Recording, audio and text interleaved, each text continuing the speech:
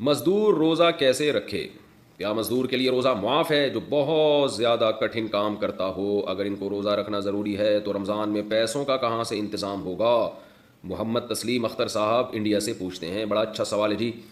دیکھیں دین مفتی کا اپنا نہیں ہے، نہ کسی علماء کا فقہا کا اپنا دین ہے کہ وہ اپنی طرف سے کاٹ چھانٹ کر سکیں. آج کل غامدی صاحب نے تو بہت تبدیلیاں کر دی ہیں. انہوں نے تو یہاں تک اجازت دے دی کہ کل آپ کا روزہ ہے، کل آپ کا پیپر ہے تو آپ تیاری کے لیے بھی روزہ چھوڑ سکتے ہیں.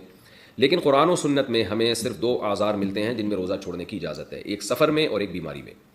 مزدور کو روزہ چھوڑنے کی اجازت نہیں ہے. صحابہ کرام تو زمیندار تھے، روزہ رکھ کے کھیتی باڑی کرتے تھے. کہیں ایک ادنا سا اشارہ بھی نہیں ملتا کہ کسی مزدور کو، محنت کش کو، محنت کی وجہ سے آپ صلی اللہ علیہ وسلم نے روزہ چھوڑنے کی اجازت دی ہو. تو اس لیے کتنا ہی ٹف کام ہو، مزدور روزہ نہیں چھوڑ سکتا رمضان کا. اس لیے مزدور کو چاہیے کہ رات کے وقت مزدوری کرے، رمضان میں اپنا اسکیجول چینج کر دے. اگر یہ ممکن نہیں ہے تو رمضان میں وہ چھٹی کر لے، پہلے رمضان سے پہلے اتنا کما لے کہ رمضان میں وہ گزارا کر سکے. یہ بھی اگر ممکن نہیں ہے تو پھر مزدور کیا کرے گا کہ بھائی وہ صبح روزہ رکھ کے مزدوری کرے گا اور حتی الامکان وہ بھوک اور پیاس کو برداشت کرے.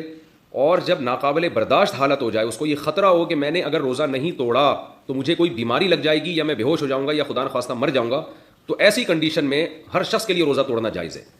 یعنی بیمار ہونے کا خطرہ ہو، غالب گمان ہو، بے ہوش ہونے کا خطرہ ہو یا مرنے کا خطرہ ہو، تو پھر ہر آدمی کے لیے روزہ توڑنا جائز ہے، مزدور کے لیے بھی کسی اور کے لیے بھی. تو مزدور بھی ایسی کنڈیشن میں روزہ توڑ سکتا ہے.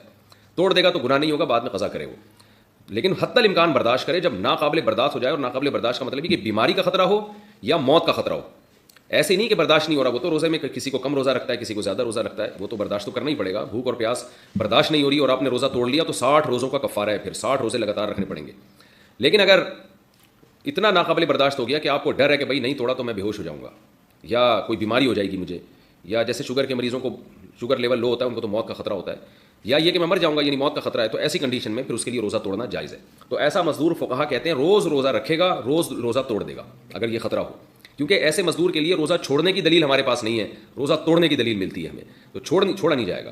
تو اس لیے مزدوروں کو چاہیے کہ رات کو مزدوری کریں، اور اگر یہ ممکن نہیں ہے تو رمضان سے پہلے اتنا کما لیں کہ رمضان میں ان کے لیے گزارا آسان ہو بغیر مزدوری کے. اور اگر یہ بھی ممکن نہیں ہے، ظاہر ہے ہر ایک کے لیے ممکن نہیں ہوتا، بعض لوگ بیچارے روزانہ دہاڑی پر ہوتے ہیں، اتنے غریب ہوتے ہیں کہ ان کو کسی دن مزدوری نہ کریں تو وہ ان کی آمدنی بیچاروں کی ختم ہو جائے.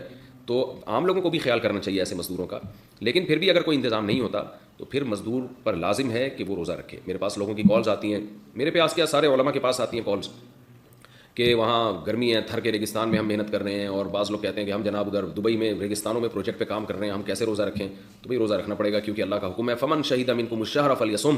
جو بھی رمضان کا مہینہ پائے گا اسے چاہیے کہ وہ روزہ رکھے. اللہ کا آرڈر ہے یہ، اور اس آرڈر سے اللہ نے صرف آگے دو لوگوں کو مستثنیٰ کیا ہے، ایک بیمار کو اور ایک مسافر کو.